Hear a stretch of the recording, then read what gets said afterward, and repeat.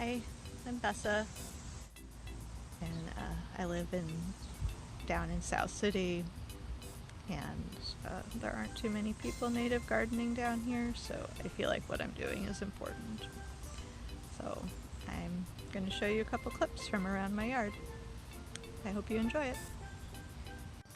This is my currant bush. There's a ripe one. No, could be a little bit more ripe, but I'm gonna eat it anyway. Yummy. This is the line between my yard and my neighbor's yard. My yard's on the right. I have a wild native plant garden that attracts lots of pollinators, a lot of beneficial insects, lots of butterflies and bees and wildlife. My neighbor's yard is a traditional vegetable garden, which produces lots of delicious vegetables. The only problem we're having is the combination has made a very great habitat for a woodchuck, which has been eating all the neighbors' kale. This is my house, and this is the neighbor's house, and that right there is her kitchen window, which looks straight out onto my bathroom window. So we hung these hooks up there for her to hang her bird feeders, and now she has a nice view of bird feeders right out her kitchen window instead of just the side of our house and our electric grid. The reason why the grid is so big is because that's our solar system there. So when you get a solar, you get extra panels and stuff. Here on the roof, look at the solar panels. So we've got 6 panels on this side and 4 across the front, and then another 6 on this side. And that's as many as we were allowed to have by the electric company. We're still grid tied. As you can see here, these are our power lines. But it does significantly cut down our electric bill, and supposedly in 10 years we'll have paid off the cost of the panels.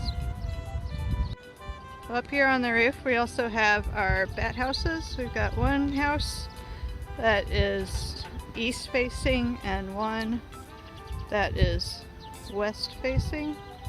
This one gets a little bit harsher sun, and I haven't seen any bats in this house yet. And I also made it black so it'd be nice and hot in there. This one gets a little bit less sun. And see this? This is bat poop right here. Looks like mouse poop, but that's bat poop. So there are bats inside. There's a very healthy population of leafcutter bees in our yard. When you go at our plants, as if they are like a hole punch or something. And they cut these little circles, like this little circle out of the leaf, and then they use it to create a door on their nest tube that they lay an egg in. So for each egg they need one door. So this is evidence that I have a lot of little baby bees about to hatch in my yard.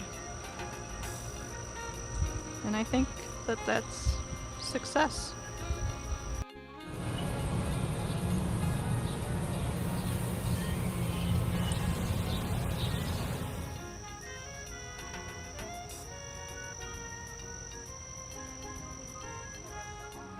One of the first plants I planted in my yard was a Mexican plum tree, which is this one right behind me here. And so that was about 7 years ago, and I planted it from a seed that I collected off of a Mexican plum at Shaw Nature Reserve, and it makes cherries, or plums. It makes plums, and every year And it also, the flowers in the spring smell really great, so I love it. It's great for wildlife. And then also I've collected the plums. I've made plum chutney, plum wine, plum jelly, plum jam,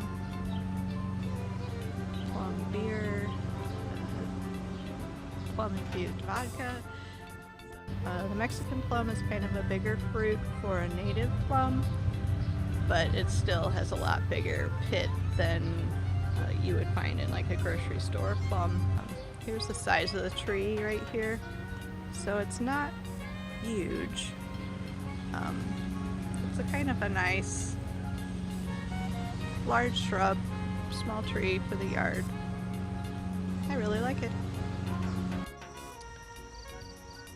So I have a mostly native garden, and I don't water.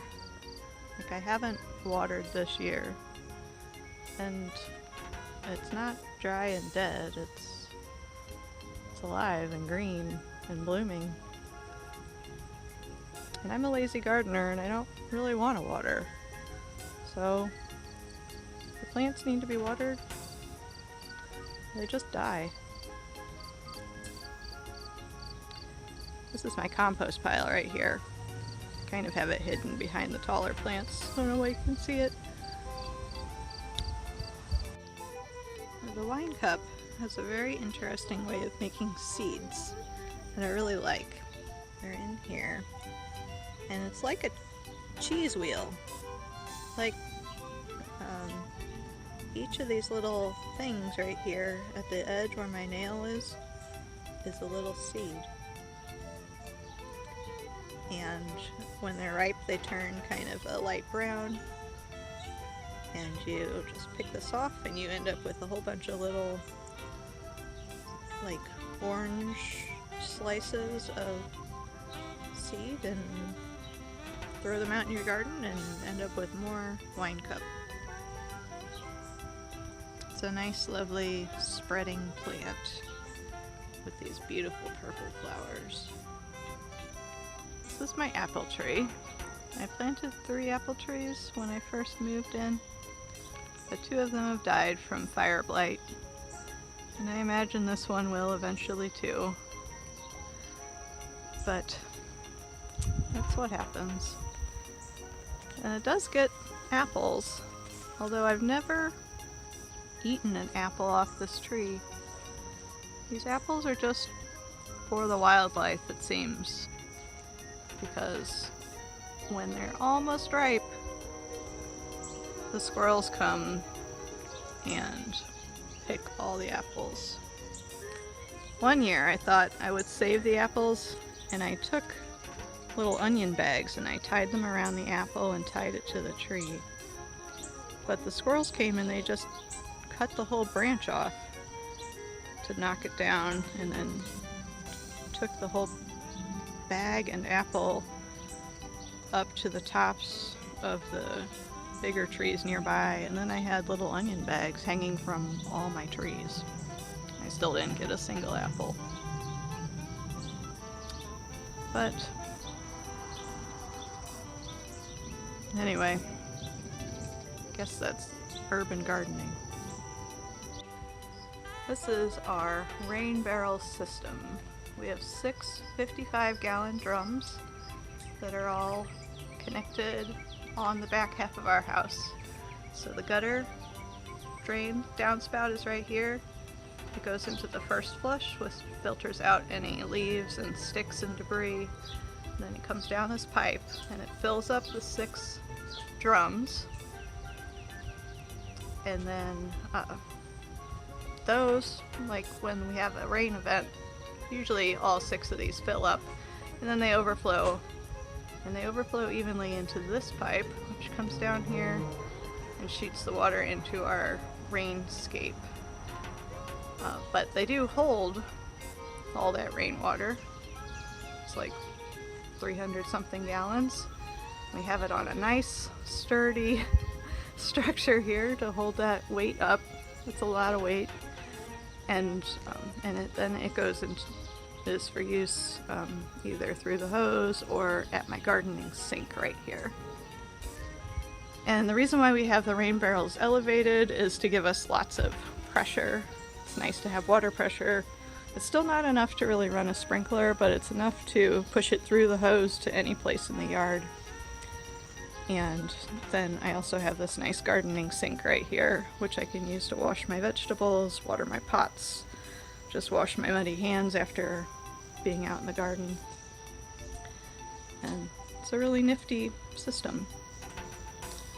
This here is a rain barrel that was accidentally closed over the winter when we had the freeze, and the freezing weather just split it all the way down, ruined that one. But luckily we have a couple of spares in the garage. I got all these rain barrels in a trade about 10 years ago, so I don't think they're available anymore. But it is, any rain barrel will do. And these rain barrels came with a hole for the water to go in, or else it can just come straight through the top, through, like, you want to put a screen on here so the mosquitoes can't grow inside. And then at the bottom down here there's another hole for the water to come out when you want to drain your barrel. So you want your input to be at the top of the barrel so you can fill it all the way to the top. Your output to be at the bottom so you can drain it all the way down. And that's how rain barrels work. Extra water that overflows from the rainwater system flows down into our rainscape, which is right here. And it's filled with wild strawberry, copper iris, soft rush, queen of the prairie, purple coneflowers. My neighbor has this hydrangea right on the other side of the fence. And they all really like this wet soil that they get from the rain barrels overflowing. And I also hear the American toads singing in this area, so I know that they like it here too.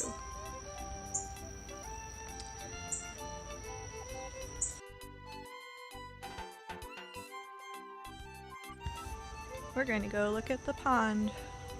So we dug a little pond a couple of years ago, and we have it situated so it's right outside of our kitchen window so we can look at it fairly often. It's very low right now. You can see it's normally several inches deeper, like up to the edge of this liner, but it's just been so dry recently. We haven't had any rain. And I have this screen in here because the raccoons come every night. We have 3 raccoons that come visit this pond, and they like to get in the pond, and there's kind of a deep area right here where the screen is for the pump, and they kept falling in, so I put the screen on top to just keep everything from being toppled into the deep area. And I've got a couple of plants in here. These are native plants, and this one blooming right here is called lizard's tail. And then there's, in our pond we have this kind of shallow area down at this end, which is really great for the wasps. They like to gather mud, and bees like to gather mud also. And I also see the birds in there too, just for the smaller things that need a shallow area. And then down here you can see some of our, let's see, we've got, you see the tadpoles there? We have these American toads we can hear singing every night, and they have made lots of little tadpoles into the pond, and I think a lot of them have turned into frogs by now, but there's still quite a few left.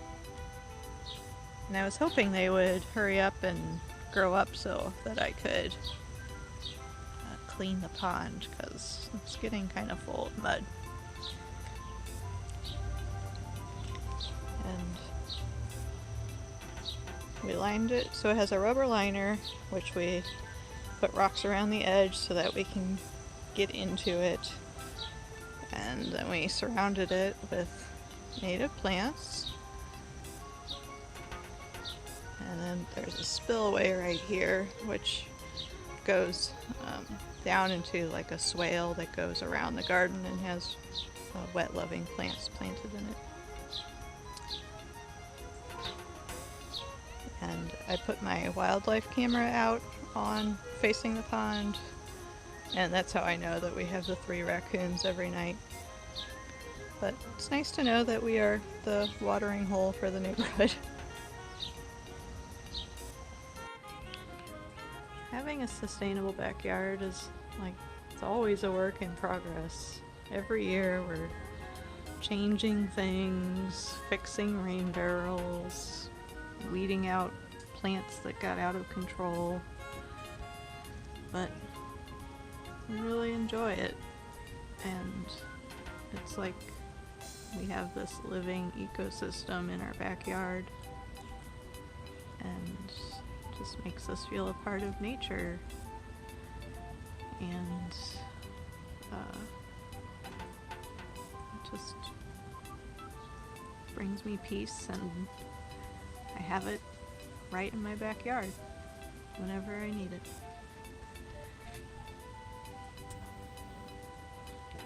I hope that you enjoyed this virtual tour, and I hope that next year we have in-person tours again. So, I'll see you all next year.